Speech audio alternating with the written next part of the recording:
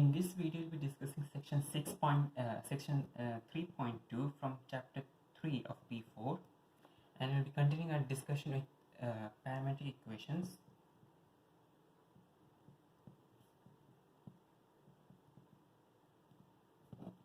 Now, in the previous section, you noticed how parametric equations can be used to describe the equation for a graph, okay, in Cartesian coordinates, and we tried to derive the Cartesian equation from the parametric equation. Okay, so from the parametric equation we can find the Cartesian equation for a particular graph. Now, if you have any kind of functions, let's say if you have ln t, ln of t, or e raised to t, or let's say something else, t square or 2 raised to t, in those kind of expressions it is usually easy to isolate t and then substitute into the second equation. But when you have trigonometric functions in your parametric equations, such as sine t and cos t and the other 4 trigonometric functions, in these cases trying to isolate t is actually troublesome, because it's going to be tedious. Actually, it's not that it's impossible, but it's going to be more time consuming, and also there's a higher chance of making errors, because we'll be having to deal with the inverse functions arcsine and arccos, and the other arctan, arcsec, arccosec, and arccot functions. So usually it's better, okay, when you have trigonometric functions, to not isolate t, but instead try to use one of the identities that you already studied in P2 and P3 trigonometry.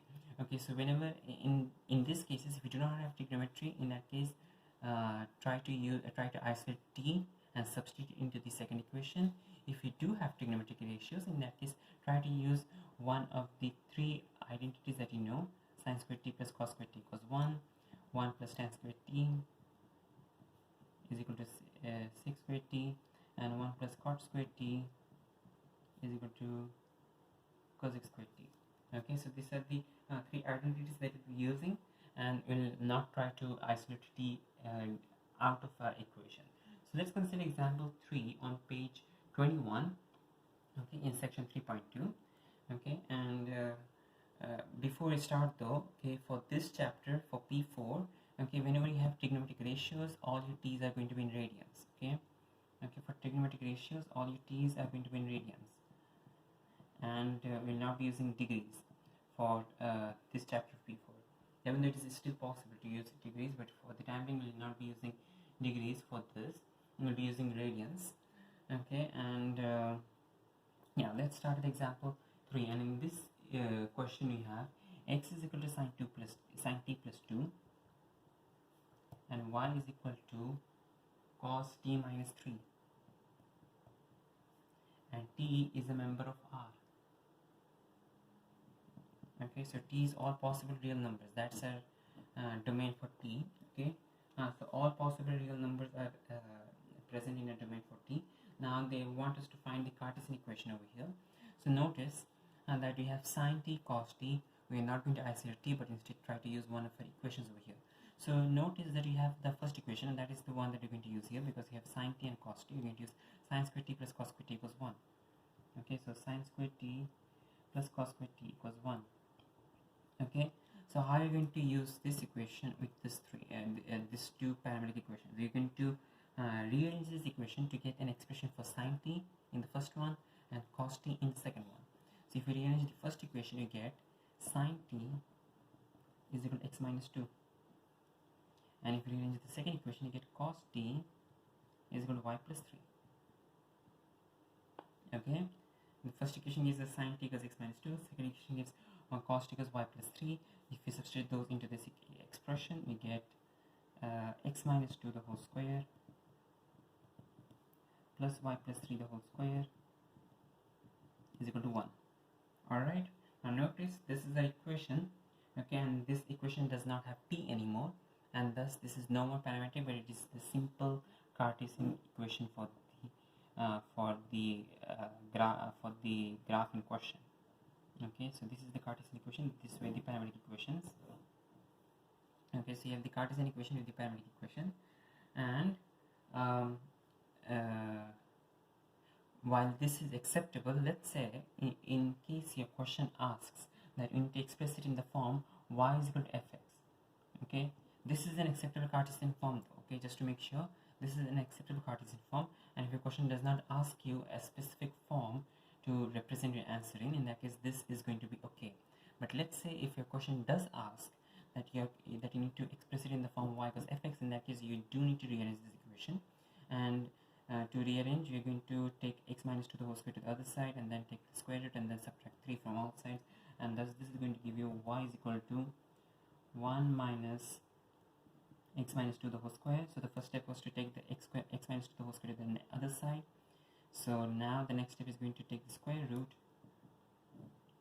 Okay, and then finally we have the minus 3. Okay, now the square root is going to have both plus and minus to it. You're going to have, because every time you take the square root, you're going to have both the positive and the negative solution. So you get plus minus 3, plus minus the root of this answer, this expression, and then finally you have the plus 3 which goes to the other side to give you minus 3. Okay, so that's your Cartesian equation in the form y equals fx. Okay, but this is also an acceptable Cartesian equation if your question does not ask you to express it in this form. You can express it as it is here.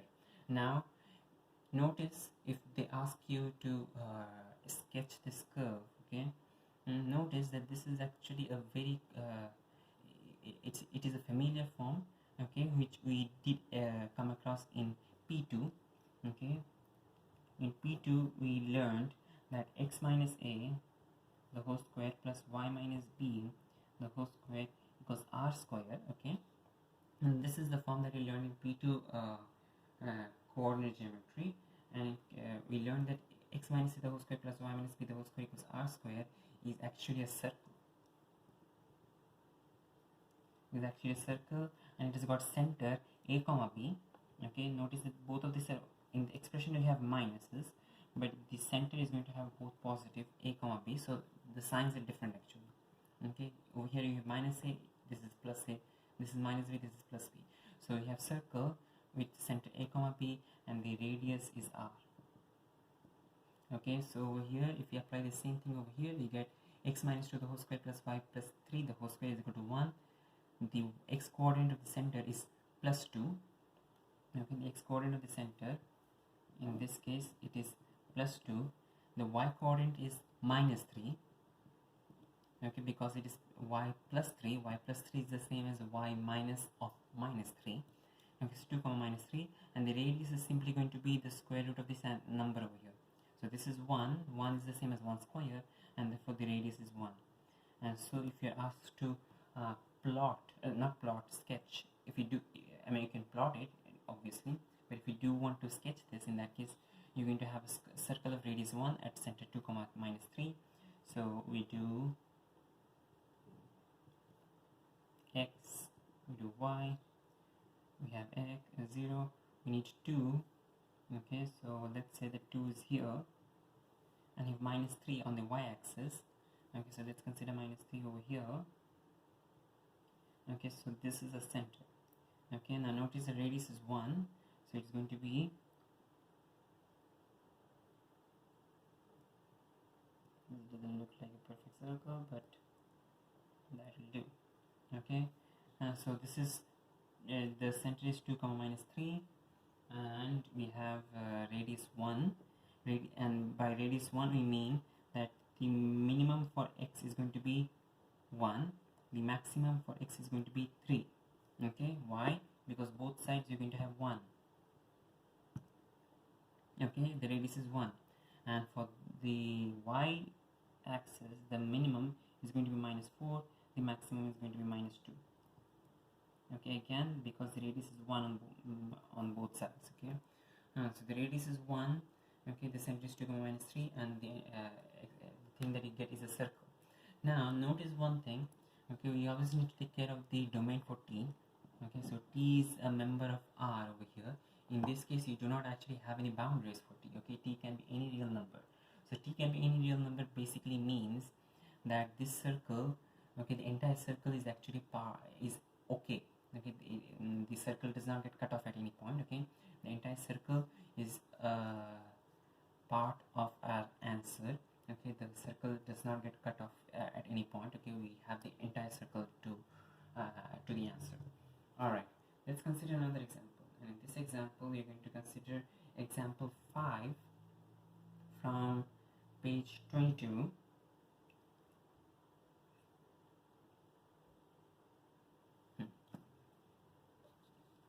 Before we do consider example 5 from page 22, let's discuss the domain and range for this function over here. So the domain for x, let's consider the domain for x. The domain for x, again, for t the domain is any real number, but for domain for x is going to be sine t plus 2. Okay, I mean, we are going to take the relationship sine t plus 2 into account. So since x is equal to sine t plus 2 and t can be any real number, so for any real number sine t is going to be between -1 and 1. Okay, so for any real number sine t is going to be between -1 and 1. If you add 2 to that, -1, if you add the lower limit -1, if you add the lower limit -1, if you add 2 to the lower limit -1, you get 1, and if you add 2 to the higher limit 1, you get 3. Okay, so overall this is going to be 1 is less than or equal to x, which is less than or equal to 3. Okay, again sine t fluctuates between -1 till 1.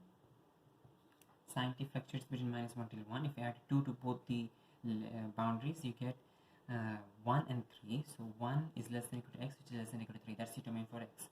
The range for y is going to depend on this relationship that you have here, y equals cos t minus 3. Again, t can be any real number, therefore cos t is going to be between -1 and 1. Okay, cos t is going to be between -1 and 1. You subtract 3 from both ends, you get -4 is less than or equal to y, which is less than or equal to -2. And notice that this domain range are actually matching with our sketch as well. Okay, x is between 1 and 3 and y is between -4 and -2. Alright, now let's consider, let's move on to the example on page 22, example 5. And in this question we have x equals cot t plus 2 and y equals cosec squared t minus 2. Okay, x equals cot t plus 2 and y equals cosec squared t minus 2, and they are asking you to find a Cartesian equation of the graph in the form of y equals fx. Okay, so notice that we have cot and cosec t, and the way the only relationship that has both cot and cosec t is the identity 1 plus cot squared t equals cosec squared t. So you're going to use that relationship over here. 1 plus cot squared t equals cosec squared t.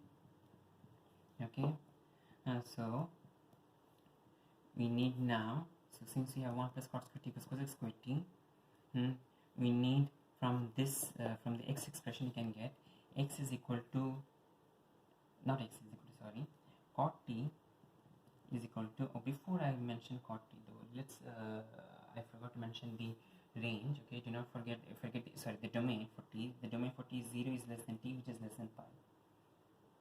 Okay, so that's your domain for t, 0 is less than t, which is less than pi. Alright, so continuing with the conversion, cot t, I forgot the t over here, cot t, okay, is equal to x minus 2. Cot t is equal to x minus 2, and from the second parametric equation you get cosec squared t is equal to y plus 2. Okay, so cot t is equal to x minus 2, cosec squared t equals y plus 2. So cosec squared you can directly insert it without having to bother about any squares, but for cot t we do need to square it up, okay, to insert it. So when I insert this, we get 1 plus x minus 2 the whole square is equal to y plus 2. Okay, again notice cosec squared t y plus 2 gets directly substituted, cot t is equal to x minus 2, and that is going to become 1 plus x minus 2 the whole square. Now this is acceptable as a Cartesian equation, but the question is specifically asking you to express it in the form y is equal to fx. Okay, so we need to have y on one side of the equation and everything else on the other side. So we're going to take this plus 2 to the other side. We get y is equal to 1 minus 2, that is minus 1, plus x minus 2 the whole square. I'm going to expand this up, so that is going to become x square minus 4x plus 4, and then if you simplify it, you get x square minus 4x plus 3.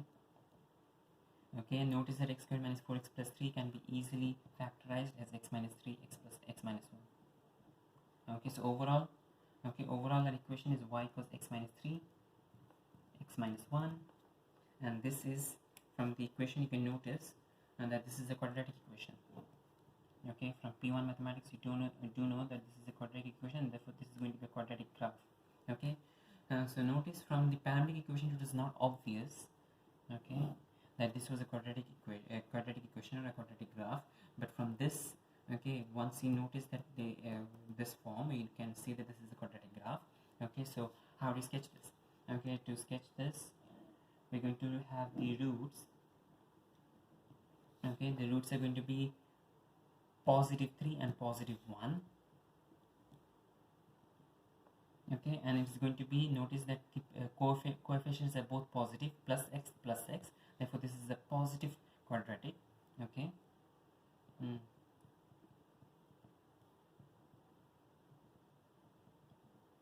this is a positive quadratic. I can notice over here the coefficient of x squared is positive, therefore this is going to be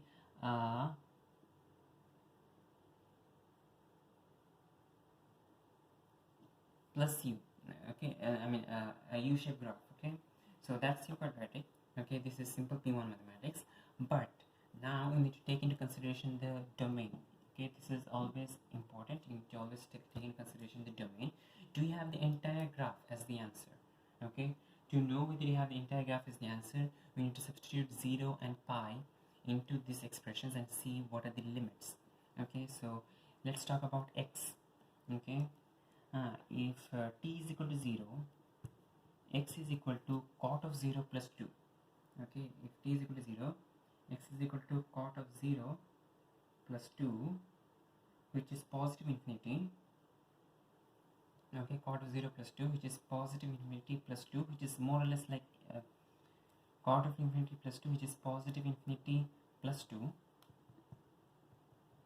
which is again still infinity, positive infinity. And if t is equal to pi, x is equal to cot of pi, and if cot of pi, if you from the cot graph,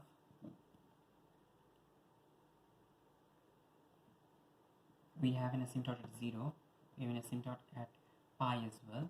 Okay, so cot of 0 is positive infinity, cot of pi is negative infinity, so negative infinity plus 2, which is still negative infinity. Okay, and then we have for y. Okay, so we are done with x. Let's talk about y then. T equals 0, y equals, okay, we know the graph for y. For y we have, we knew the graph for cosec t. Okay, we actually have cosec square t minus 2. Okay, so cosec square t minus 2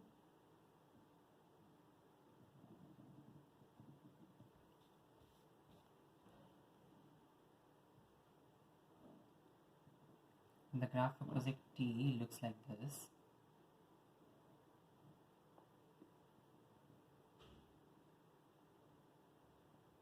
Okay, the graph for cosec t looks like this. If you're taking cosec square t, both parts are going to get squared. So both parts are going to get squared, and you're going to get, okay, you're going to square both sides, both portions, and you get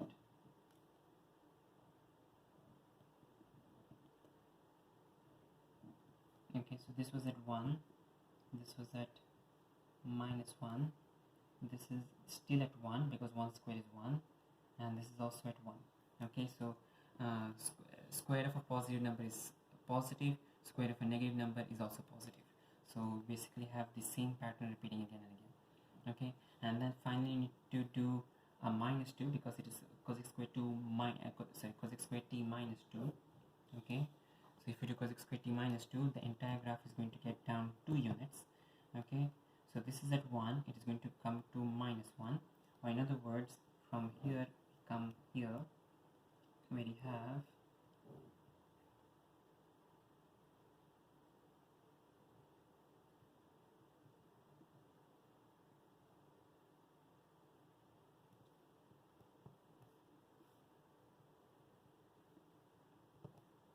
okay, so 0, we have pi, we have 2 pi here. Okay, to us what matters is the value for y when t is equal to 0. Okay, the value for y when t is equal to 0 is positive infinity. Notice it is starting with positive infinity. Okay, so the value for y is positive infinity, and the value for y when t is equal to pi is still positive infinity. Okay, so that's for y. Okay, and this is for x. Okay, now x fluctuates from minus infinity. X moves from positive infinity to plus infinity and minus infinity, so it has all real values, okay, of real numbers possible. So all real numbers are possible for x. So for x, if you're talking the domain for x, the domain for x is going to be all real values, okay, all real numbers. Okay, but for y, notice that we are starting from positive infinity and ending at positive infinity. So is it possible that is y possible for all real values?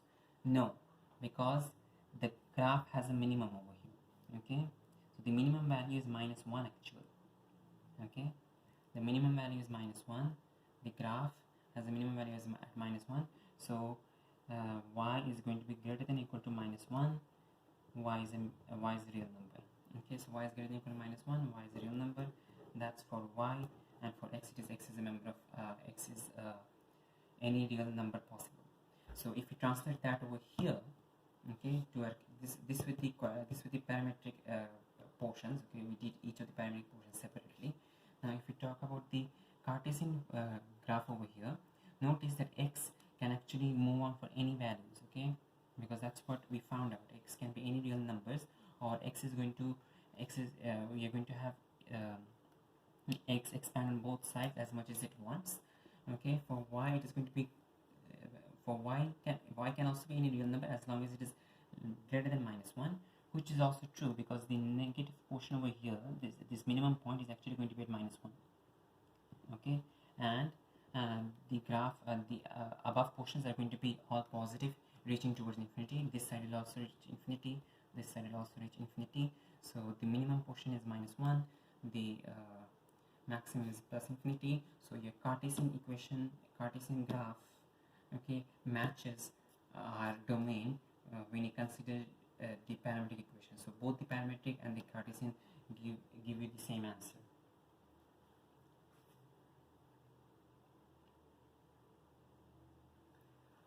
Alright.